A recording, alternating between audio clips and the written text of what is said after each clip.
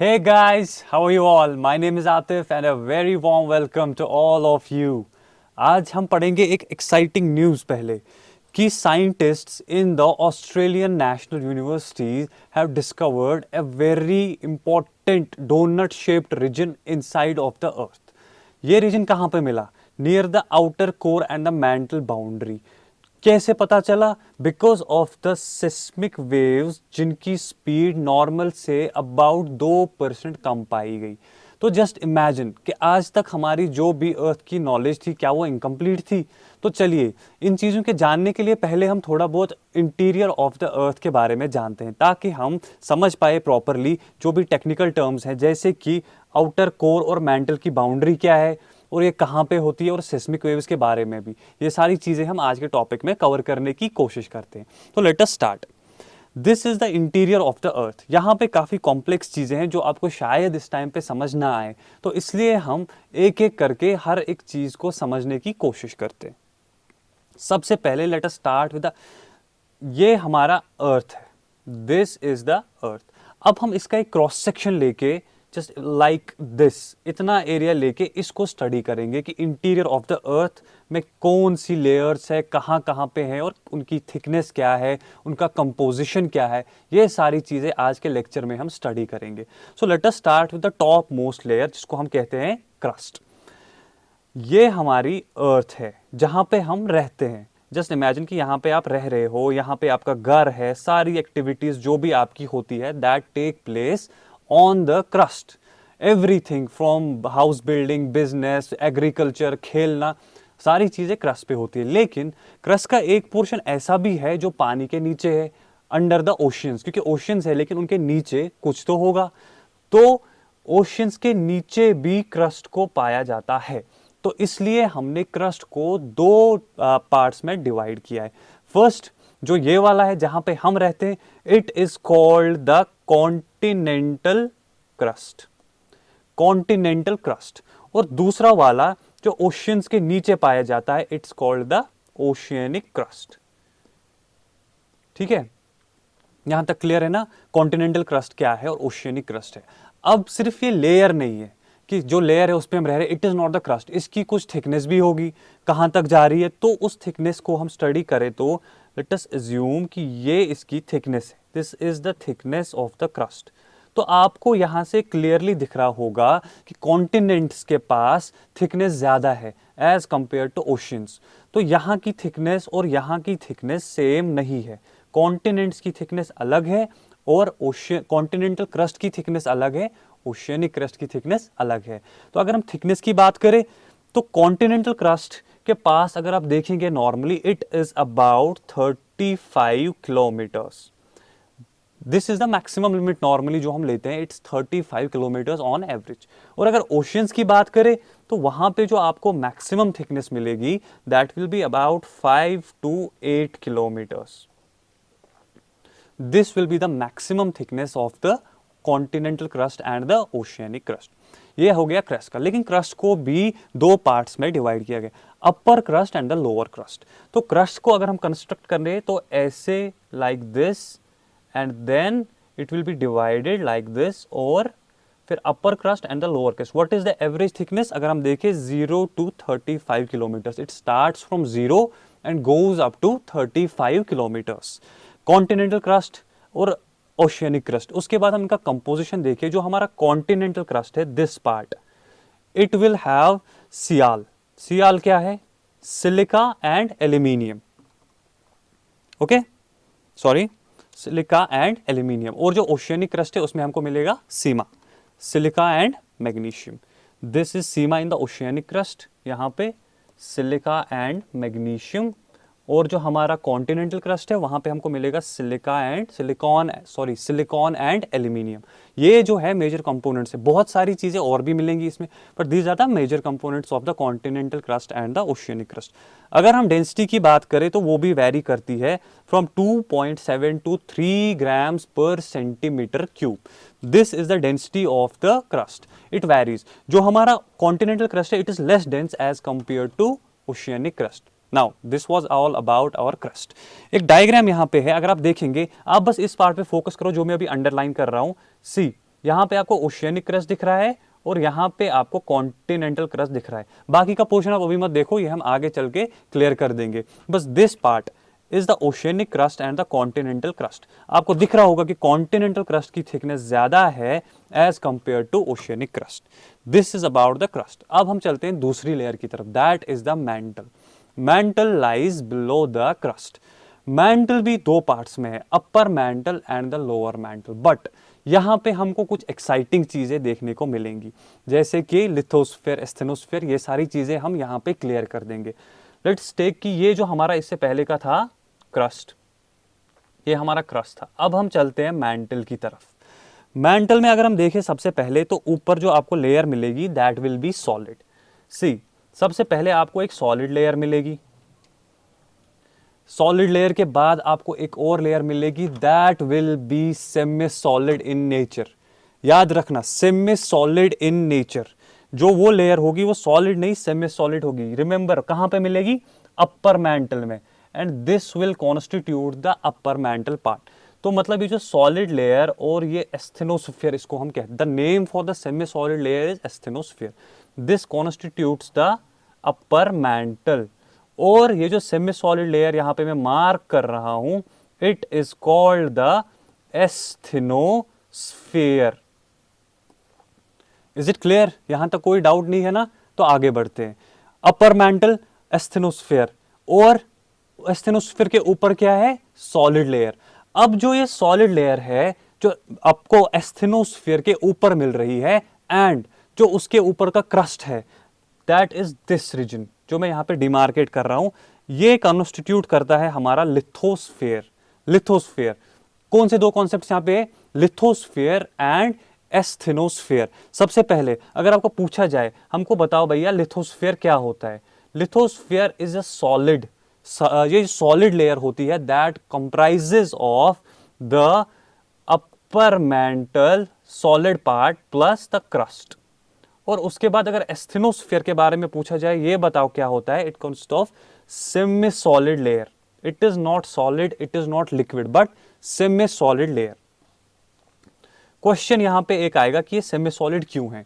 Because जब हम अर्थ के अंदर जाते हैं तो टेम्परेचर बढ़ता है, इट राइजेस एवरी 32 मीटर्स में 1 डिग्री का राइज पाया जाता है, एवरी 32 मीटर्स। तो इस वजह से जब हम नीचे जाते हैं, तो जब हम एस्थेनोस्फीयर के पास पहुंचते हैं, there is a lot of radioactivity going on, जिसकी वजह से ये लेयर सेमी सॉलिड स्टेट में होती है।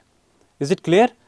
अब क्वेश्चन है अबाउट द कंपोजिशन। तो इट इज मोस्टली जो है हमारा, it is composed of Seema, silicon and magnesium. Clear? Densities की आपको यहां पे मिलेगी, and the very important thing is the asthenosphere and the lithosphere. अभी हम खाली अपर मैंटल की बात कर रहे हैं। अब हम वापस यहां पे इस स्लाइड पे आते हैं, इस डायग्राम को देखते हैं। यहां पे आपको अभी मैंने दिखाया था oceanic crust and the continental crust, लेकिन उसके नीचे अगर आप देखेंगे तो एक अपर मोस्ट मैंटल लिखा हुआ है यहां पे। See, uppermost mantle. Uppermost mantle को सॉलिड के साथ यहां पे दिखा के क्या गया है? लिथोस्फीयर। तो लिथोस्फीयर क्या है? Lithosphere includes crust plus upper mantle. Question आएगा, lithosphere includes only mantle, only crust, lower part of the mantle. तो आपको पता होनी चाहिए इसमें क्या है, इनमें से कोई ठीक नहीं, क्योंकि it includes crust and uppermost part of the mantle. Is it clear? उसके बाद एक और लेयर आती है हमारी एस्थेनोस्फीयर की, जो हमने इससे पहले पढ़ी थी। This asthenosphere is a semi solid layer, जहां पे एक मैग्मा का चैम्बर कहलाता है एस्थेनोस्फीयर। जो भी वॉल्केनिक एक्टिविटीज अर्थ पे होती हैं, almost all of them come from the asthenosphere, because it is semi solid. जब प्रेशर डेवलप होता है, it comes out as volcano. That is what asthenosphere is, and it is located entirely in the upper part of the mantle. It is in the upper part of the mantle. तो यहां पे दो question, एक तो lithosphere के बारे में आपको पूछेंगे, लिथोस्फीयर किस लेयर में है, तो you should be able to answer that. After that आपको पूछेंगे एस्थेनोस्फीयर किस पार्ट में है, it is entirely in the upper mantle. Clear? आगे चलते हैं, तो हम अपने डायग्राम पे वापस चलते हैं। पहले हमने पढ़ा था अबाउट द क्रस्ट, उसके बाद हम गए थे मैंटल की तरफ। तो सबसे पहले हमने अपर मैंटल देखा। अपर मैंटल में हमने uppermost part of mantle देखा था पहले, जो सॉलिड था, उसके बाद सेमी सॉलिड लेयर जिसको कि एस्थेनोस्फेयर हमने कहा था, like this is the asthenosphere. तो जब हमने क्रस्ट की बात की थी, इसकी थिकनेस थी अप टू 35 किलोमीटर्स। तो lithosphere is considered up to 100 kilometres to 150 kilometres, क्योंकि it includes upper part of the mantle as well. तो इसका मतलब यह है कि it will be up to 100 kilometres, एक तो क्रस्ट के 35 किलोमीटर्स और मैंटल का कुछ part. So it goes up to 100 to 150 kilometres. Then comes the asthenosphere, और ये जाता है up to 700 kilometres. These are the layers. आपको पता होनी चाहिए सबसे पहले क्या आ रहा है, कंफ्यूज नहीं होना है, क्योंकि क्वेश्चनर ऐसे क्वेश्चन कर सकता है कि हाँ जी सबसे पहले क्रस्ट आएगा, फिर एस्थेनोस्फीयर आएगा, फिर लिथोस्फीयर आएगा। You should be able to properly have the chronology, क्या हो रहा है, पहले क्या आ रहा है, उसके बाद क्या आ रहा है, ये आपको पता होनी चाहिए। तो एस्थेनोस्फीयर की थिकनेस कहां तक है, up to 700 kilometres. This marks the end of the upper mantle. Upper mantle खत्म हो गया तो लोअर होगा ना, अपर है तो लोअर भी होगा। तो अगर हम लोअर मैंटल की बात करें, that starts from 700 kilometers and goes up to 2900 kilometers। Interesting बात यह है कि ये सॉलिड स्टेट में है। जो क्रस्ट हमारा था वो भी सॉलिड था, लेकिन जो एस्थेनोस्फीयर था वो हमारा सेमी सॉलिड था, लेकिन हमारा लोअर मैंटल जो है वो फिर से सॉलिड स्टेट में है। अब आपके दिमाग में क्वेश्चन आएगा, सर अगर इससे पहले रेडियो एक्टिविटी हो रही थी, वहां पे टेम्परेचर बढ़ रहा था, तो वहां पे सेमी सॉलिड था, उसके नीचे तो और ज्यादा टेम्परेचर बढ़ेगा, तो फिर ये सेमी सॉलिड क्यों नहीं है, ये सॉलिड क्यों है। अब आप इमेजिन करो, इतना सारा वेट ऊपर से इस पे आ रहा है, टेम्परेचर बढ़ रहा है, करेक्ट, लेकिन प्रेशर भी तो बढ़ रहा है। प्रेशर इतना ज्यादा बढ़ जाने की वजह से ये लेयर सॉलिड स्टेट में होगी। This is what is the entire mantle. तो अगर आपको पूछा जाए एंटायर मैंटल के बारे में तो कैसे बताएंगे, the uppermost part is solid in structure, the middle part या द अपर मैंटल जो एस्थेनोस्फीयर वाला हिस्सा है that will be semi solid, and the lower mantle will be solid due to increasing pressure. जो main composition है इसका क्या बोला था मैंने, silicon and magnesium. This is your mantle. इसके बाद हम चलेंगे towards the inner part of the earth, that is the core. यहां तक हमने पढ़ा है क्रस्ट के बारे में, this is your crust. Mantle के बारे में, मैंटल के बारे में भी सारी लेयर्स आपको बता दी मैंने, दिस इज द मैंटल। अब हम कहां पे आ गए, कोर की तरफ, द इनर मोस्ट पार्ट। अभी तक आपने सॉलिड लेयर्स देखी, सेमी सॉलिड लेयर्स देखी, लेकिन लिक्विड आपने अभी तक कुछ नहीं देखा ना, लिक्विड फॉर्म में अभी तक आपने कोई लेयर नहीं देखी। Now let us go to the outer part of the core, the outer core. Core को भी दो पार्ट्स में डिवाइड किया गया है, the outer core and the inner core. और जो आउटर कोर है that is liquid in shape. See I am drawing the core here. जो outer part of the core है that is liquid in shape. क्यों liquid क्यों है वो, the question again the same thing, क्योंकि वहां पे टेम्परेचर बहुत ज्यादा बढ़ जाएगा, लेकिन प्रेशर भी तो बढ़ेगा अकॉर्डिंगली। जब मेंटल सॉलिड था लोअर पार्ट में, तो ये क्यों नहीं, यहां तो ज्यादा और टेम्परेचर होगा, बिकॉज यहां पे it is made up of NiFe। NiFe मतलब निकल एंड आयरन। इसके जो मेन कॉन्स्टिट्यूएंट्स है that is nickel and iron. Na is nickel and Fe is iron, symbol है इसका NiFe, nickel and iron. It starts from 2900 kilometres, जहां पे ये खत्म हुआ था mantle, and goes up to 6371 kilometres to be precise. तो ठीक है, इसके भी दो पार्ट्स है, outer core and the inner core. Outer core जो है that is in liquid shape, और जो इनर कोर है हमारा दैट इज सॉलिड अगेन। क्यों, again the same thing, pressure बढ़ रहा है, अर्थ घूम रही है, तो liquid part will go outside, और जो अंदर रह जाएगा दैट विल बी सॉलिड। तो इनर कोर हमारा फिर से सॉलिड होगा। तो अगर आपको ये देखना है ऊपर से नीचे अगर क्वेश्चन आ जाए अरेंज द फॉलोइंग, तो सबसे पहले हमको क्या मिलेगा, सॉलिड, उसके बाद सेमी सॉलिड, उसके बाद अगेन सॉलिड, फिर liquid and finally solid again. This is how the interior of the earth is. आपको सारी लेयर्स पता चल गई होंगी, तो एक एक करके इनको ड्रॉ करते हैं ताकि आपको सारे कंफ्यूजन दूर हो जाए। Let us start with the top most crust. This is the crust, continental crust as well as the oceanic crust, 0 to 35 kilometers। इसके बाद upper part of the mantle जिसको हमने बता दिया था सबसे अपर मोस्ट पार्ट जो था that was also solid which included the which led to the formation of lithosphere. तो इसको करते हैं हम, this is the upper mantle. Upper mantle के बाद क्या आया था हमारे पास, asthenosphere. Asthenosphere was again semi solid in nature, very important, semi solid. तो यहां तक हमारा ये क्रस्ट हो गया 0 to 35 kilometres, then up to 700 kilometres upper mantle था हमारा। देन लोअर मैंटल की बात करते हैं, लोअर मैंटल हमारा अप टू, कमेंट में जल्दी बताओ, अप टू 2900 किलोमीटर्स, 2900 किलोमीटर्स तक हमारा लोअर मैंटल था। Upper mantle 700 kilometres, lower mantle 2900 kilometres. Okay, 2900 kilometres के बाद हमारा कोर शुरू हो जाता है। अगर कोर की बात करें तो आउटर कोर और इनर कोर, अगेन हम सबसे पहले लिक्विड से स्टार्ट करेंगे because the outer core was in liquid form. तो this is the outer core which led up to 5200 kilometers in liquid form. And finally the innermost part of the earth, the inner core, जो जाता है 6371 kilometers तक, that is the inner core in solid. ये है हमारी shape of the अर्थ।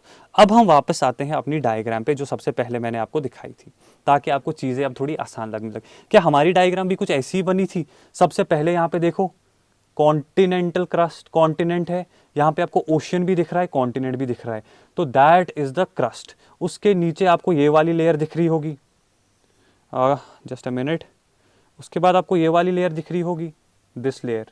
तो crust plus this layer led to formation of lithosphere, जैसा कि मैंने आपको बताया था। लिथोस्फेयर के बाद क्या बोला था मैंने, सेमी सॉलिड लेयर है called the asthenosphere.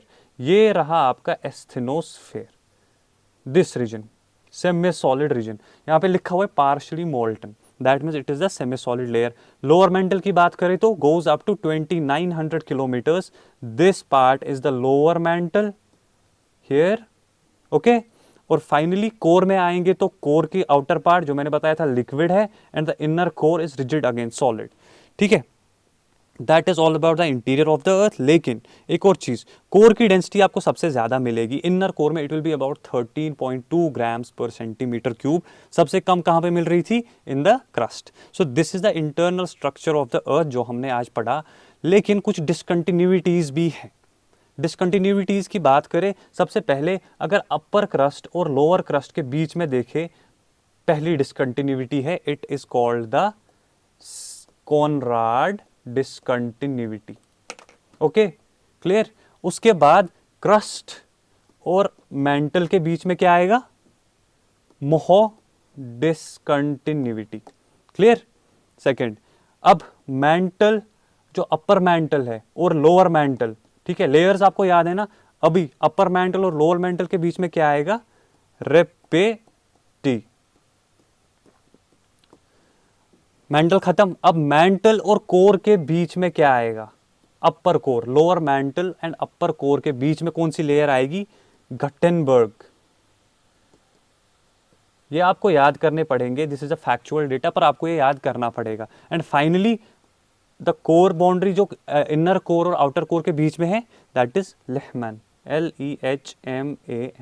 This is the final discontinuity. हमने जो टॉपिक स्टार्ट किया था आज, जो नया जो डोनट शेप्ड कुछ रीजन मिला है, वो कहाँ पे मैंने बोला था सबसे पहले, between the boundary of core and mantle, so somewhere around this region. अगर आपको अर्थ की लेयर समझ आ गई है तो इस रीजन में हमको वो जो डोनट शेप्ड रीजन मिला है वो इस रीजन पे कहीं पाया गया है। अब आपके माइंड में क्वेश्चन आता होगा कि सर इतना अंदर कैसे जाते हैं, कैसे पता करते हैं, टेम्परेचर ज़्यादा है, प्रेशर ज़्यादा है। करेक्ट, कोई अंदर नहीं जाता है, it is because of the seismic waves. Seismic waves वो वेव्स होती हैं जो अर्थक्वेक के टाइम पे या normal movement of the tectonic plates की वजह से प्रोड्यूस हो जाती हैं। मोस्टली अर्थक्वेक के टाइम पे उनकी वजह से हमने इंटीरियर ऑफ द अर्थ को पढ़ा है। अब ये सिस्मिक वेव्स कैसे बताते हैं, क्या करते हैं, ये हम एक अलग टॉपिक पढ़ेंगे पूरा अर्थक्वेक का, वहाँ पे हम डिस्कस करेंगे how seismic waves help us to understand the interior of the earth. So that is all from today's class. Just a second, let's talk about the composition as well. Composition की बात करें तो crust में सबसे ज़्यादा आपको oxygen मिलेगा, and number 2 you will gate silicon and aluminium, क्योंकि मैंने क्या बता दिया था सबसे पहले, जो क्रस्ट है that is made up of sial, SiAl।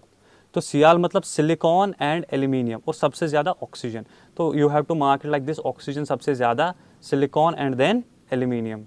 लेकिन अगर एंटायर अर्थ की बात करें तो सबसे ज़्यादा आपको आयरन मिलेगा। क्यों? अगर आप इनर पार्ट ऑफ द अर्थ में देखो ना, कोर में, तो that was made up of निकल एंड आयरन। तो सबसे ज़्यादा वहाँ पे आपको आयरन मिलेगा, और रेस्ट ऑफ द अर्थ भी आपको आयरन काफ़ी क्वांटिटी में मिलेगा। So in the entire earth you will get iron in the maximum quantity, उसके बाद आपको ऑक्सीजन मिलेगा, and finally silicon. This is how the composition is of the interior of the earth as well as the crust. I hope आपको आज सब कुछ समझ आ गया हो। अगर आपको कोई भी क्वेश्चन हो आप मुझे पूछ सकते हैं, मैं आपको कमेंट्स में आंसर ज़रूर करूंगा। हमारी चैनल को लाइक करें, सब्सक्राइब किए, ताकि आपके सामने ऐसे कंटेंट हम लेके आए। So that is all from my side, see you next time, good bye.